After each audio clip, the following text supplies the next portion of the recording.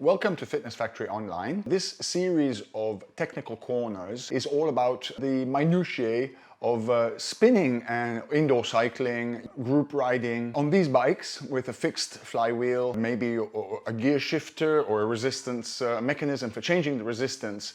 On these Keiser M3i's, we have a fantastic feedback loop which tells you what gear you're in, the power output you're doing, your heart rate if you're wearing a strap around your chest.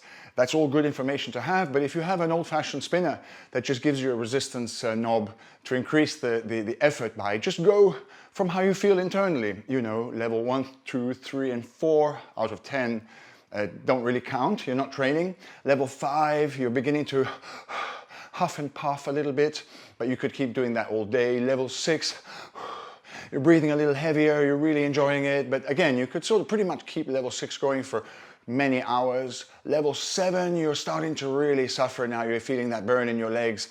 But 1 or 2 hours is possible on level 7. You know, it's your functional threshold power, 1 hour, 2 hours perhaps, a little bit below level 7.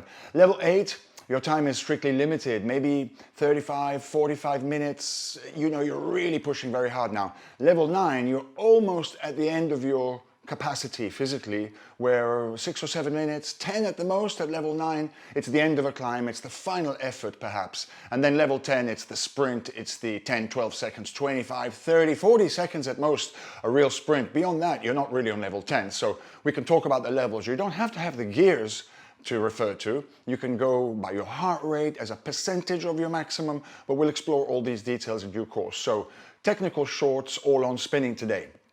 All right, we'll do it with a little bit of music, and I'm going to chop them all up. I won't have all this chit-chat before each one, and then during our next releases of spinning classes, we'll be able to just say, you know, if we're doing freezes, click up here. If we're doing standing climb, running jumps, ramp test, whatever it is, you know, we're going to break it down into 2 or 3 little minute technical shorts. So whether you've been spinning for years or whether you're new to it, if you are, welcome to our channel.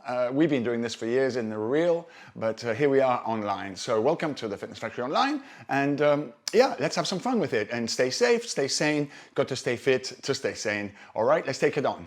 Technical shorts on spinning. Let's do it. Welcome to Technical Shorts. This is the first one on the subject of spinning, and we're going to talk about the simple thing, the basics, bike setup. If you've never done this before, or even if you've been doing this for a long time, listen in, check this out, because maybe you've grown into developing a bad habit and slowly your position has drifted over time. Every time you set it up, you go a little bit further and further and further away from the optimum position. So listen up, have a look, and see if you've still got your bike set up correctly, all right? First of all, you're going to stand beside your bike. I don't know if you can see it from this camera here, but more or less I'm looking for the height of my hips as a starting point, and then I'm going to sit down on the saddle to see where my feet are reaching down. So here's my hip height. Are coming up 3 or 4 clicks to hip height. That's a first approximation. So you start and then you like that. You get on the bike when the saddle is roughly speaking at hip height and see where you're at. Now the difference whether or not you are wearing trainers or clipping in with clipless pedals like I'm doing, it doesn't matter.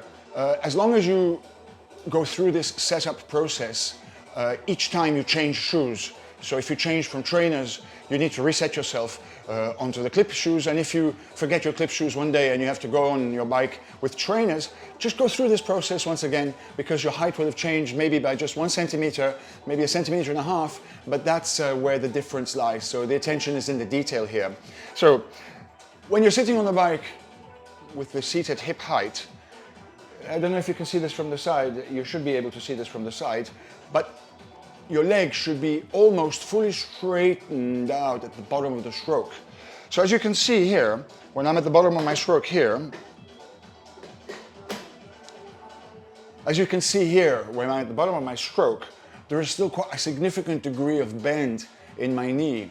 So I can't get my leg fully straightened out. Where I'm getting all the power is the last 20% of the extension of the knee. That's where a lot of the power lives. So I need to get that last bit of movement through my hip and in my knee to get that leg straightened at the bottom of the stroke. In other words, my saddle has to come higher.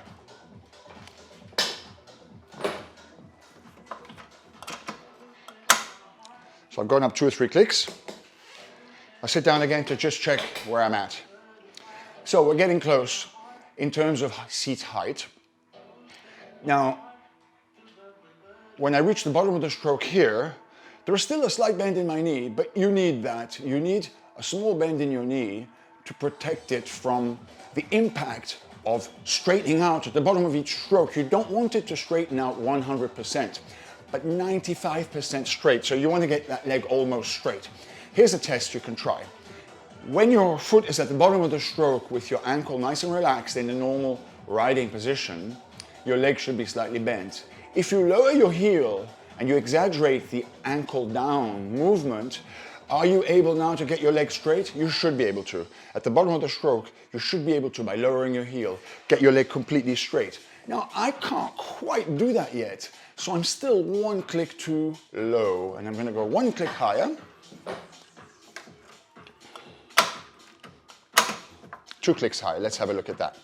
All right? So, I'm beginning to feel that I'm at the right height now, because at the bottom of the stroke, my leg feels like it's really straightening out. When I reach the bottom of the pedal stroke here, my leg is almost straight, and by lowering my heel, I can make my leg go completely straight now. So I'm pedaling gently. My legs are almost straight at the bottom of each stroke, so I found the right height for my seat now. But it's not finished. We have to now decide how far forward and back to go. So, bring your feet to 3 o'clock and 9 o'clock. So one foot is halfway up and down the pedal at the front of the bike, and the other foot is halfway up and down the pedal stroke in the back of the bike. So your feet are at the same height now. And have a look at where your kneecap drops in a vertical line directly above your pedal there. What you need to be looking for is to make sure that your kneecap just goes slightly in front of the axle of the pedal, so that when you're pedaling down, down, down, and you're not pedaling forwards or forwards or forwards. You see, you want to get that force down into the pedal. So, in my case, my knee is just slightly too far back in respect to the axle of the pedal, so I'm going to move my seat forward an inch or so I get my knee right over the pedal.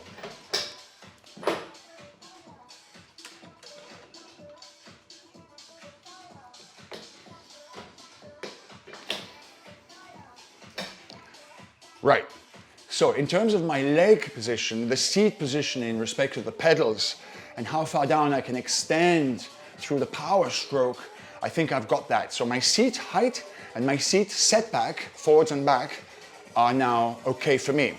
Here's the final test you need to do just before we move on to this handlebar position, which is to unclip or take your trainers out of the cages and then turn your heels onto the pedals. So now you're pedaling with your heels. Obviously you wouldn't do this in real life, but this is the final test to make sure that having brought the seat forwards, you haven't now gotten too close to the pedals, because if you think about it, as your seat comes forward slightly to get your knee over the pedal, you're also slightly reducing the distance between the seat and the pedal. So you may find you're still a bit too close to the pedals now. So with your heels on the pedals, you should be able to go around the pedal stroke completely without losing contact with the pedal with your heel, just having to rock the hips slightly to achieve this. You see, so I can do this by rocking my hips. I can keep my heels on the pedals there. I wouldn't dream of pedaling like this, of course, but then when I clip in now,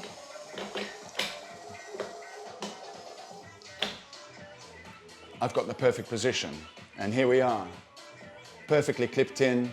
The seat is at the right height and is at the right position in terms of fore and aft. Now, I'm 6'4", so if you are tall like me, you're gonna need more room in the cockpit here of the bike. You can see how close my knees are to the handlebar.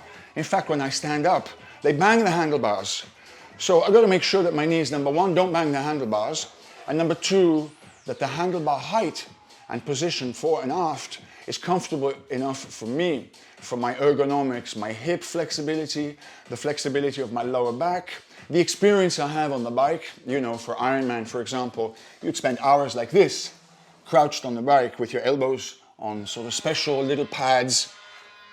So depending on your experience and your flexibility, you're going to choose to have the handlebar height and setback according to your preferences. There's no hard and fast rules here, as long as you have enough room in the cockpit not to bang your knees on the handlebars. So first of all, I'm going to move my handlebars as far out of reach as possible. So on these Keisers, it's fantastic because you can just simply slide it away like that and tighten it up.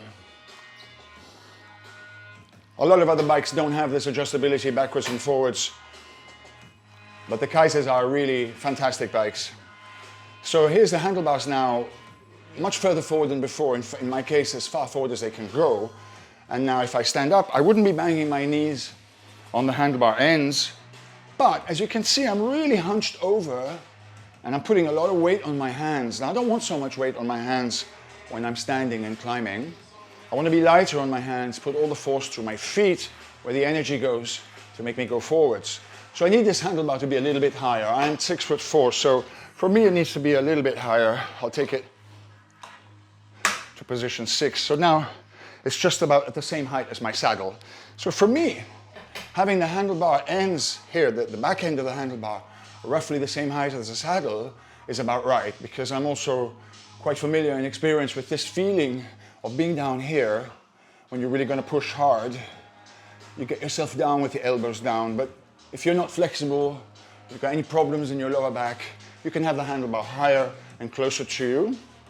And when it comes to standing up now, I've got plenty of position here to change my hands forwards, in the middle, getting back, to give me some variety of resting places so I can just get the feeling, change the muscle groups that I'm using slightly. Just by getting a slightly different feeling, you really can lean into it here.